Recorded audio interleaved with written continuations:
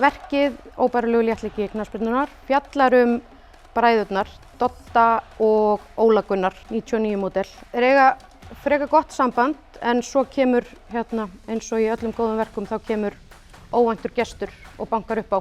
Já, ég leik Dodda og í byrjun verksins þá kemur í ljós að hann hefur klúðrað lífi sínu þar sem hann hefur tekið fótbolta fram yfir allt annað. Það var meðal konuna sína, börnin sín, þess vegna hann fráskilinn og einmana en fótboltinn hans stóra ást. Við erum að ná svolítið fólki inn sem hefur ekkert verið að sækja leikhús og það er eiginlega magnað að fólk mæti uppáklætt í fótboltabúningum, sé kannski að horfa á leikinn í símanum sínum áður en sýningin byrjar og bölva því síðan að það sé sýning á leikdegi. Mennirnir komu fyrst í hópum og svo komu þeir aftur og drógu konuna sína með.